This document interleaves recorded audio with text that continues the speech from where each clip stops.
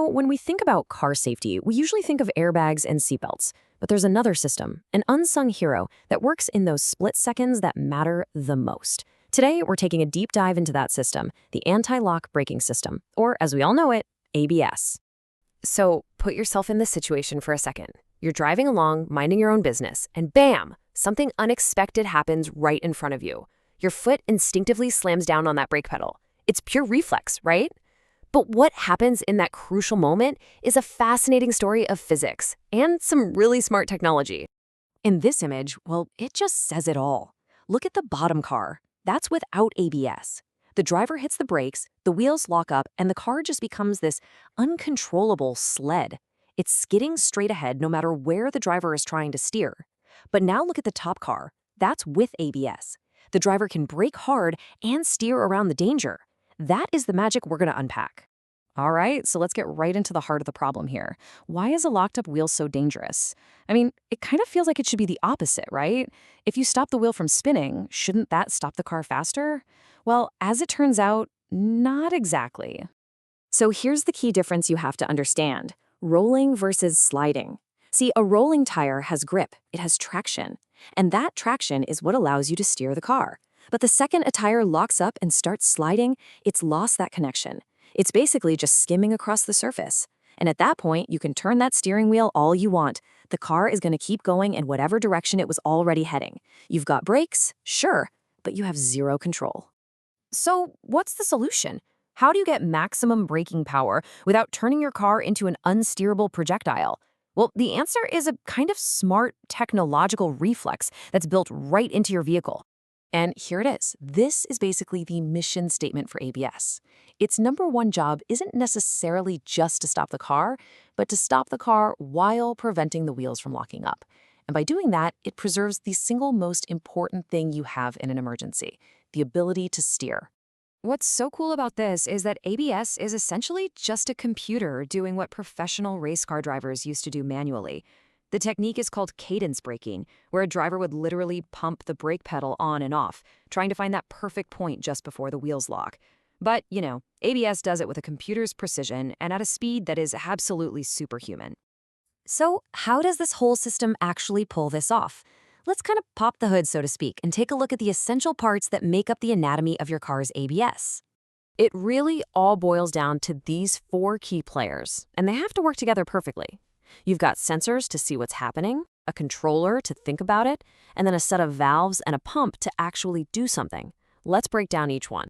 Okay, first up, the wheel speed sensors. Think of these as the eyes of the system. There's one on each wheel, and its only job all day long is to watch how fast that wheel is spinning. It's constantly sending that info back to the brain, and it's looking for one very specific thing: a wheel that's suddenly slowing down way faster than the others. That's the telltale sign that it's about to lock. And all that data from the sensors feeds directly into this, the electronic control unit, or ECU. This is the brain of the whole operation. It's analyzing the speeds of all 4 wheels in real time, and if it sees that one is about to lock, it makes a split-second critical decision to step in. In this is where the action happens. The ECU yells an order over to the hydraulic modulator. You can think of this as the hands of the system. It's got this cluster of tiny valves and a pump, and it can instantly and precisely adjust the brake fluid pressure to any specific wheel. It can reduce it, hold it, or increase it, all while your foot is still planted on the brake pedal. Okay, so we've met the whole team. How do they all work together? Well, they create this incredibly fast feedback loop.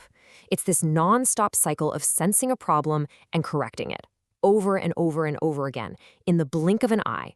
It's really just a simple but brilliant 4-step dance. Step 1, the sensor senses a wheel is about to lock. Step 2, the ECU reacts instantly.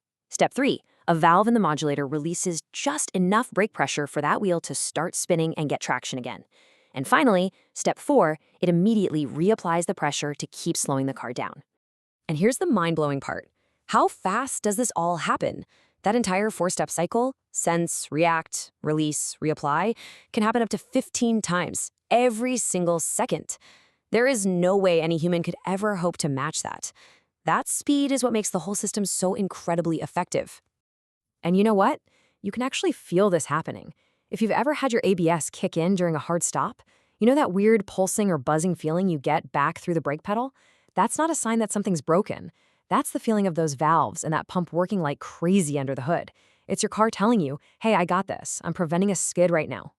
Now, of course, like any piece of technology, ABS isn't some magic silver bullet. It's an absolute lifesaver in most situations for sure, but there are some really important real-world trade-offs that are worth understanding. So let's look at the pros and cons.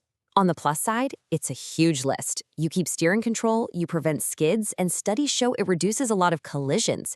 It could even make your insurance cheaper. But there's another side.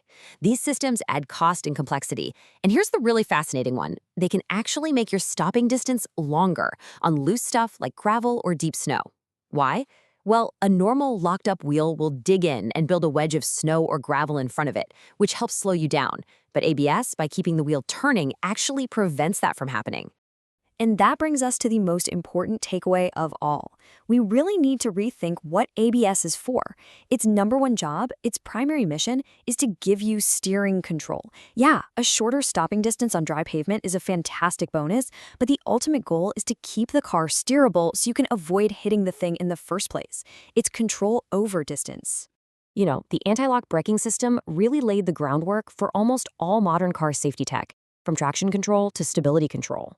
It was one of the very first times we let our computer take over for a driver in a critical moment. Which kind of makes you wonder, right? As we get more advanced systems like ADAS and AI, what's next? How will the cars of the future not just help us out of a skid, but prevent us from ever getting into one to begin with?